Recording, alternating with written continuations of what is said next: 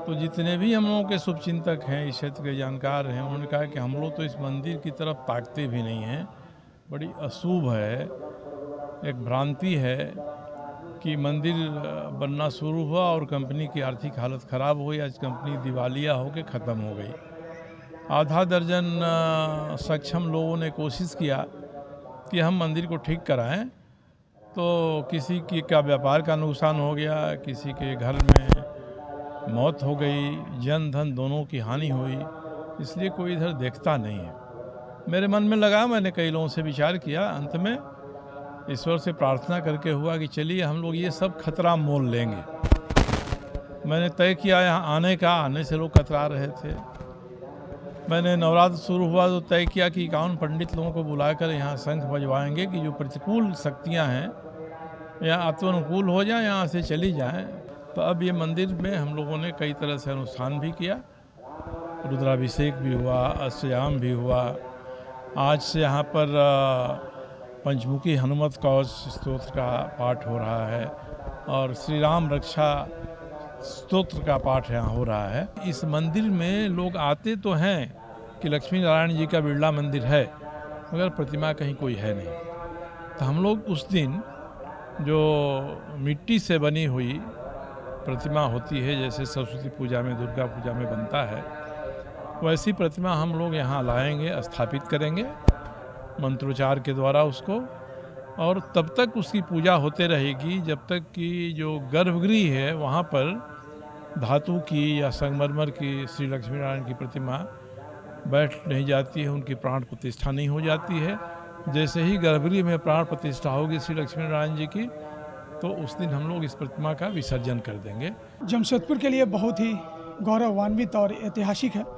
और बात करते हैं तो अयोध्या में जिस तरह से 22 जनवरी 2024 एक बहुत ही बड़ा गौरवान्वित और ऐतिहासिक पूरे विश्व के रिकॉर्ड के लिए है जाना जा रहा है। जिस तरह से आप देख रहे हैं कि जमशेदपुर के बिरला मंदिर में इस वक्त मौजूद हूँ। नमस्कार, सोशल संवाद में सभी का स्वागत है। मैं मंजीत। इस वक्त जमशेदपुर के बिरला मंदिर एक बहुत ही ऐतिहासिक बनने जा रहा है, जिसमें कि बता दें कि 18,000 वर्ग फीट की प्रभु राम की जो प्रतिमा है वो यहाँ पे उकेरी जा रही है, जिसमें कि कलाकार पिछले कई दिनों से अपनी मेहनत और लगन कर प्रतिमा को तैयार कर रहे हैं। और जो आने वाले 22 तारीख है वो बहुत ही ऐतिहासिक रहेगा। और जो पूर्वी के विधायक हैं सरयू राय जी, इनके द्वारा जीर्णोद्धार किया जाएगा और अयोध्या के तर्ज पर यहाँ पे प्राण प्रतिष्ठा भी होगी। तो आइए इस संबंध में हम जुड़ते हैं और जानकारियाँ लेते हैं। सर, सबसे पहले सोशल संवाद में बातचीत के लिए स्वागत है। बहुत नमस्कार, धन्यवाद आपको। सर, जो इस मंदिर में जीर्णोद्धार पिछले कई दिनों से आपने, कई दिनों से नहीं बल्कि सालों साल से आपने लगा था इस मंदिर का जीर्णोद्धार करने के लिए, और आज वो दिन सामने आ चुका है। सर, कैसा, क्या बताना चाहिए? जब मैं इस क्षेत्र से विधायक बना तो 2 साल तो कोरोना रहा, घूमना फिरना कम हुआ। 2 साल के बाद मैंने देखा, इस मंदिर को लोगों से पूछा तो जानकार लोगों ने बताया कि मंदिर बनना शुरू हुआ था 1986 में। 1992 में कंपनी की आर्थिक हालत ख़राब हुई तो ये रुक गया, जहाँ का था वहीं। तो इस 3 वर्षों में इस मंदिर के ऊपर पेड़ पौधे जम गए थे, मैदान में झाड़ियाँ खड़ा हो गई थी, बिल्कुल जंगल हो गया था। केवल जुआ खेलने वाले और दारू पीने वाले यही यहाँ आते थे। तो मैंने अपनी इच्छा जाहिर की कि इतना बढ़िया मंदिर है, इसको ठीक कराया जाए। तो जितने भी हम लोगों के शुभचिंतक हैं, इस क्षेत्र के जानकार हैं, उन्होंने कहा कि हम लोग तो इस मंदिर की तरफ ताकते भी नहीं हैं। बड़ी अशुभ है, एक भ्रांति है कि मंदिर बनना शुरू हुआ और कंपनी की आर्थिक हालत ख़राब हुई। आज कंपनी दिवालिया होकर ख़त्म हो गई। आधा दर्जन सक्षम लोगों ने कोशिश किया कि हम मंदिर को ठीक कराएं, तो किसी की का व्यापार का नुकसान हो गया, किसी के घर में मौत हो गई, जन धन दोनों की हानि हुई। इसलिए कोई इधर देखता नहीं है। मेरे मन में लगा, मैंने कई लोगों से विचार किया, अंत में ईश्वर से प्रार्थना करके हुआ कि चलिए हम लोग ये सब खतरा मोल लेंगे। मैंने तय किया यहाँ आने का, आने से लोग कतरा रहे थे।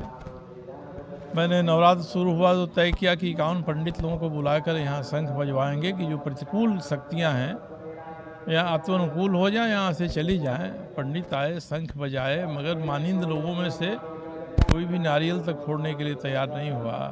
शंका थी कि किसी रूप में जुड़ने से ऐसा हो जाएगा, फिर भी हम लोगों ने कहा कि इस खतरा को मोल लेना है। साफ़ कराया हम लोगों ने, झाड़ झंखाड़ नहीं है, मंदिर का स्वरूप उभर आया, पूरा मंदिर काला हो गया था, उसको पानी की तेज़ धार से हम लोगों ने साफ़ कराया, थोड़ा मंदिर दिखाई पड़ रहा है। और जहाँ तक हम लोग पेड़ पौधों को जो उगे हैं काट सकते थे वहाँ काटा, जहाँ सुरक्षा चाहिए वो हमने छोड़ दिया है। सुरक्षित वातावरण होगा, कोई निर्माता आएगा तो उससे हम लोग कराएंगे। तो अब ये मंदिर में हम लोगों ने कई तरह से अनुष्ठान भी किया, रुद्राभिषेक भी हुआ, अष्टयाम भी हुआ।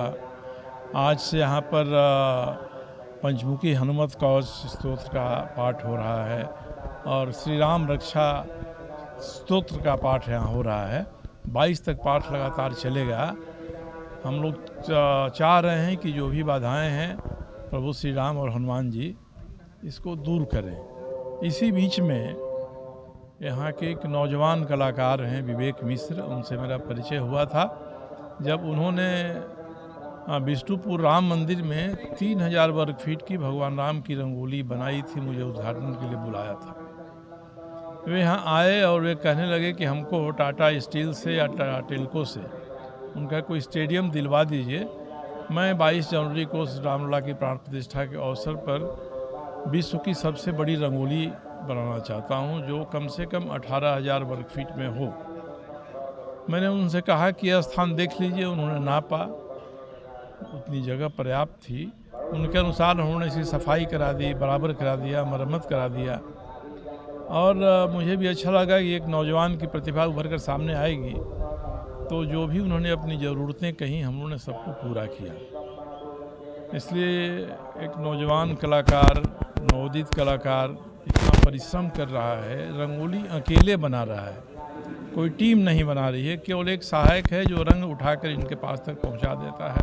अकेले रात दिन अकेले पूरे दिन लग कर ये काम करते हैं और इसलिए ये केवल इस रूप में ही विश्व रिकॉर्ड नहीं बनेगा कि ये 18,500 स्क्वायर फीट की रंगोली बनी है।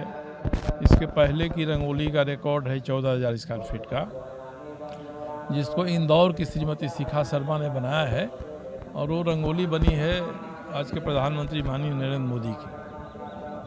अब ये 18,500 स्क्वायर फीट की रंगोली बना रहे हैं, तो न केवल रंगोली आकार में सबसे बड़ी है बल्कि अकेले एक व्यक्ति अपने परिश्रम से ही इसको बना रहा है। तो दोनों प्रकार से विश्व रिकॉर्ड में इसको जाना चाहिए। अब मीडिया के ऊपर है, मीडिया इसको जैसे विश्व में प्रसारित करेगी।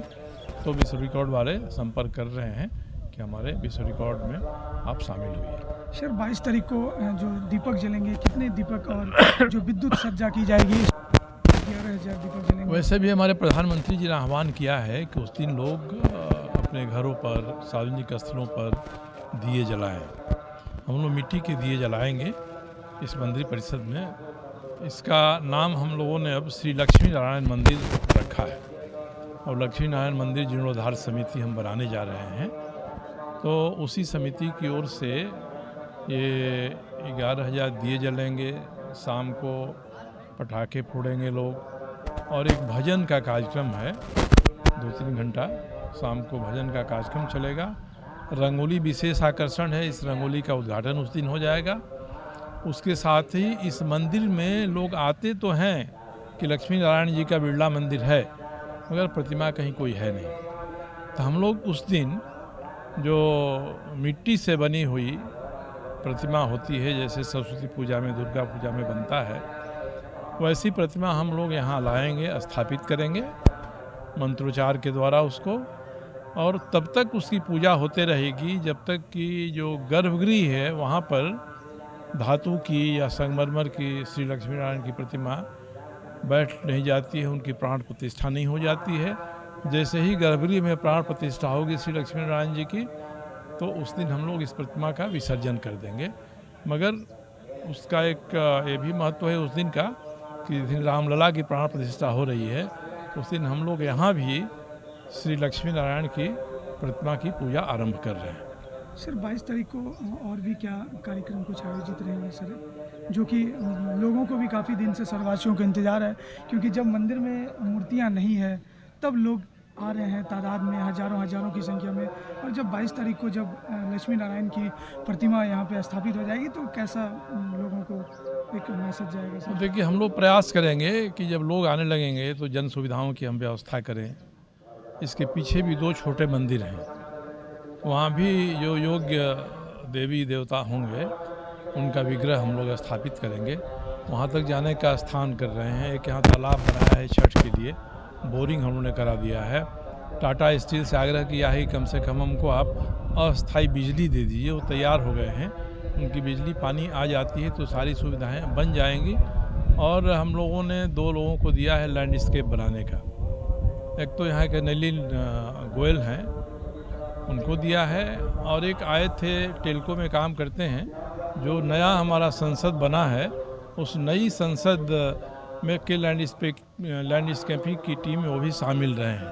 तो ऐसे लोगों से हम लोग इसकी डिज़ाइन बनवा रहे हैं ताकि आकर्षक स्थल हो, धार्मिक पर्यटन का स्थल बने और आसपास के लोग बड़ी प्रसन्न हैं। हमने समिति में उन्हीं को प्राथमिकता दिया है जिनके घर इस मंदिर के आसपास की परिधि में हैं। प्रयास कर रहे हैं हम लोग समिति बन जाए। अभी तक तो हम लोग अपनी ही तदर्थ व्यवस्था से जो भी काम हो रहा है कर रहे हैं। समिति बन जाएगी तो लंबी परियोजना है, बड़ा खर्च है। लोग बता रहे हैं कि 2.5-3 करोड़ रुपए से कम खर्च नहीं होगा। तो मैं तो केवल जीर्णोद्धार तक इससे जुड़ा हुआ हूँ। जीर्णोद्धार के बाद इसके प्रबंधन के लिए, पूजा पाठ के लिए इस बीच में कुछ लोग जिम्मा ले लें, उसको कराएं तो हम लोग उनको सौंप देंगे। धन्यवाद।